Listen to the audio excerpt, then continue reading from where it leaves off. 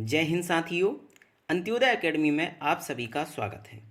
आज का यह वीडियो हमारी 3 मार्कर स्पेशल सीरीज़ का रहेगा। यह वीडियो मॉडर्न हिस्ट्री के 3 मार्कर को कवर करेगा।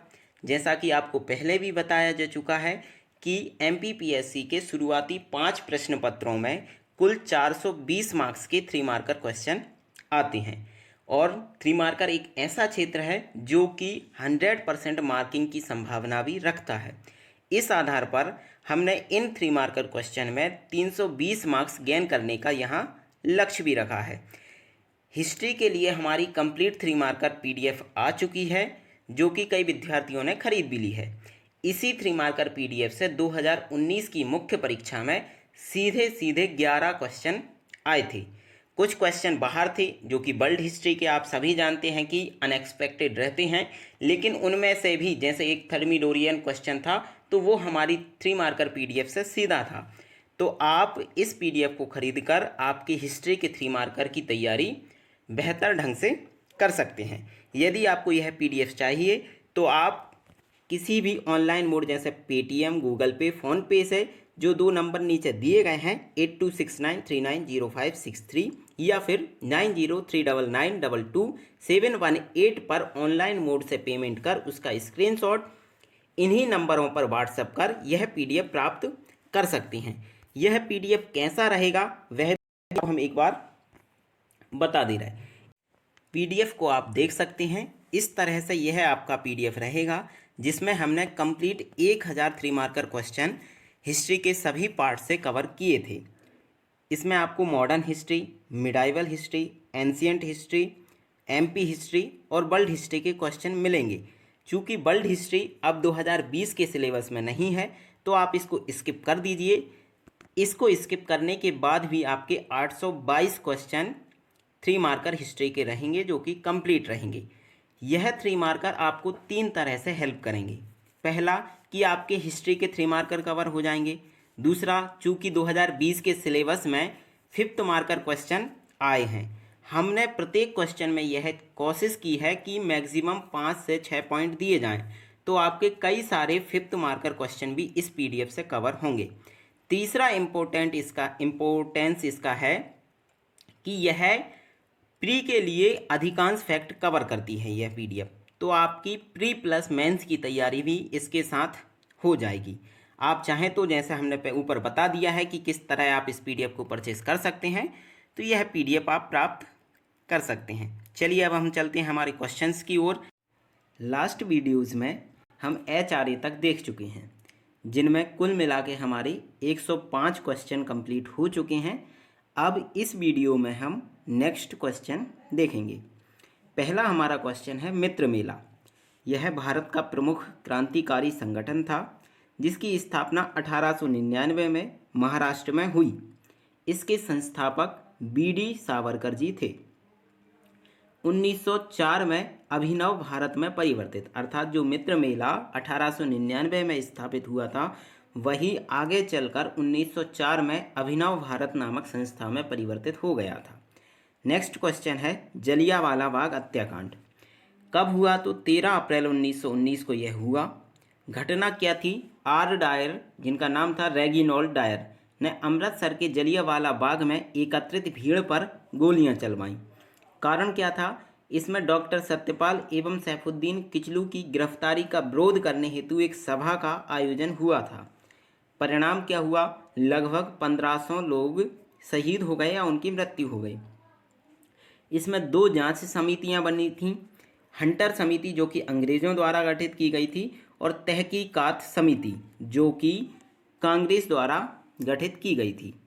हिंदू महासभा नेक्स्ट क्वेश्चन है हमारा। इसकी स्थापना 1915 में इलाहाबाद में हुई। इसके संस्थापक मदन मोहन मालवीय जी थे। अन्य जो सदस्य थे उसमें BD सावरकर, HS हेडगेवार शामिल थे। MR इसके एक सदस्य थे ने प्रथम गोलमेज सम्मेलन में हिंदू महासभा का प्रतिनिधित्व किया था। नेक्स्ट है 1951-52 में यह राष्ट्रीय दल बना। नेक्स्ट क्वेश्चन है चंपारण सत्याग्रह। यह 1917 में हुआ था। क्षेत्र चंपारण जो कि वर्तमान बिहार में है। नेतृत्व इसका गांधी जी ने किया था और जो प्रयास थे वो राजकुमार शुक्ल के प्रयास, उन्होंने गांधी जी को बुलाया था, तब आके गांधी जी ने यहाँ चंपारण सत्याग्रह किया था।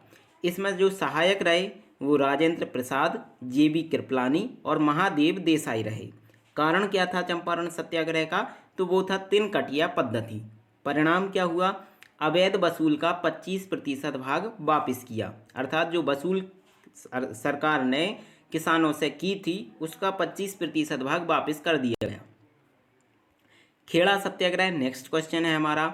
यह कब हुआ? 1918 में गुजरात खेड़ा में हुआ था। नेतृत्व पुनः गांधी जी करेंगे। इसमें सहायक जो थे वो वल्लभ भाई पटेल एवं इंदुलाल याग्निक थे।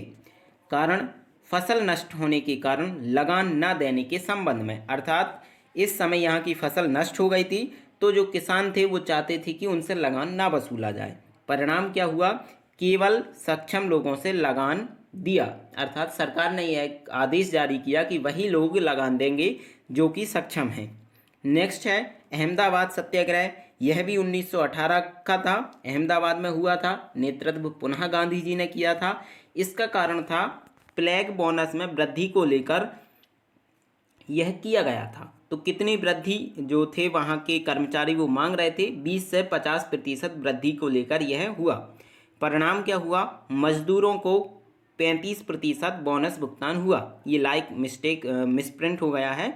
परिणाम क्या हुआ है? मजदूरों को 35% बोनस भुगतान किया गया। नेक्स्ट है इंटक। हम एटक पहले देख चुके हैं। सेकंड ये है इंटक। इसका नाम था Indian national trade union Congress और एटक हमने देखा था उसका था all India trade union Congress. इसकी स्थापना 1947 में दिल्ली में हुई। संस्थापक इसके वल्लभ भाई पटेल एवं अध्यक्ष जो थे वो भी यही थे और एक और जो सहायक संस्थापक थे वो बीबी गिरी थे। उद्देश्य क्या था? मजदूरों की दशा में सुधार करना एवं उन्हें समानता का अधिकार दिलाना। नेक्स्ट क्वेश्चन है बॉम्बे प्रेसिडेंसी एसोसिएशन। इसकी स्थापना कब हुई? 1885 में ही हुई। इसी समय कांग्रेस की स्थापना भी हुई थी। मुख्यालय इसका बम्बई था। संस्थापक जो थे वो फिरोज शाह मेहता एवं बदरुद्दीन तैयब जी थे। उद्देश्य क्या था इसका? सिविल सेवा परीक्षा का आयोजन भारत में कराना, सरकारी पदों पर भारतीयों की नियुक्ति कराना। ये दो प्रमुख उद्देश्य बॉम्बे प्रेसिडेंसी एसोसिएशन के थे। इंडियन एसोसिएशन इसकी स्थापना 1876 में कलकत्ता में हुई। संस्थापक इसके सुरेंद्र नाथ बनर्जी एवं आनंद मोहन बोस थे। क्या विशेषता थी या क्या उद्देश्य था? तो नागरिक सेवा की परीक्षा की जो आयु थी वो 21 से 19 वर्ष करने पर सरकार के विरुद्ध इन्होंने आंदोलन चलाया, अर्थात जो न्यूनतम आयु थी वो 21 से घटाकर 19 वर्ष सरकार ने कर दी थी, तो उसके लिए विरोध इनके द्वारा चलाया गया था। नेक्स्ट है पूना सार्वजनिक सभा। इसकी स्थापना 1870 में हुई। मुख्यालय इसका पुणे था। संस्थापक MG रणाडे, गणेश वासुदेव जोशी थे। उद्देश्य क्या था? जनता में राजनीतिक चेतना जागृत करना। नेक्स्ट है इंडिया सोसाइटी। इसकी स्थापना 1872 में की। मुख्यालय इसका लंदन था। संस्थापक आनंद मोहन बोस थे। उद्देश्य क्या था? ये बेटे लिखा है, मिसप्रिंट है। ब्रिटिश संसद में भारतीय हितों का पक्ष रखना इसका प्रमुख उद्देश्य था, या ब्रिटिश संसद में भारतीय हितों के पक्ष का प्रसार करना इंडिया सोसाइटी का प्रमुख लक्ष्य था। नेक्स्ट हमारा है इंडिया लीग। इसकी स्थापना 1875 में हुई। मुख्यालय इसका कोलकाता में था। संस्थापक इसके शिशिर कुमार घोष थे।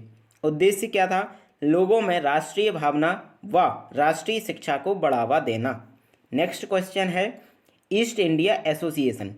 London India committee plus London India society को मिलाकर ईस्ट इंडिया एसोसिएशन का गठन किया गया था। इसकी स्थापना 1866 में हुई। मुख्यालय इसका लंदन था। संस्थापक दादा भाई नौरोजी थे।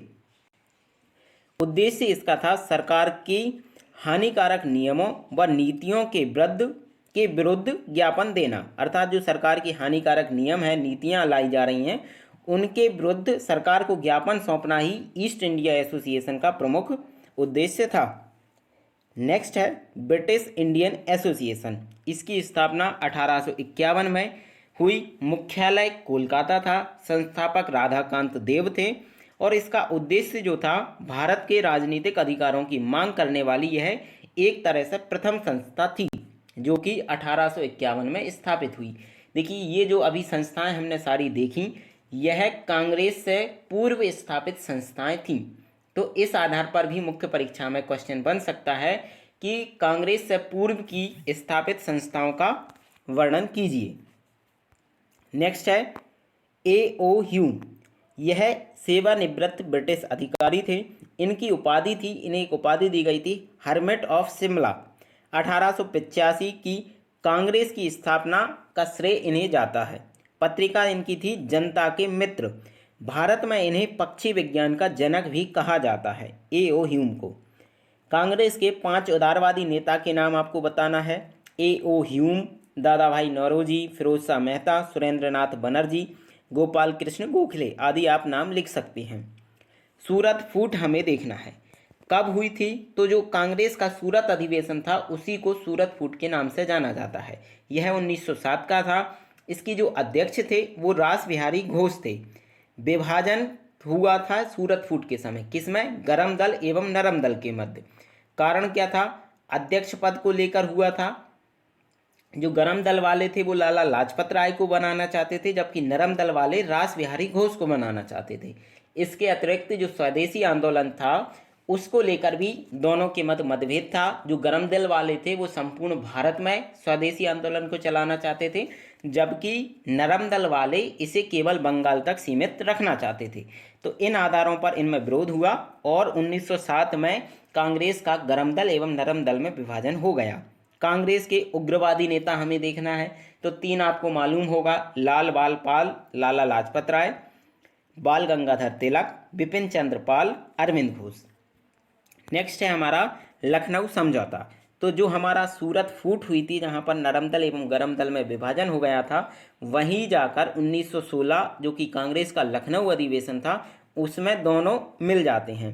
इसकी जो अध्यक्ष थे वो अंबिका चरण मजूमदार थे। किसके मध्य हुआ?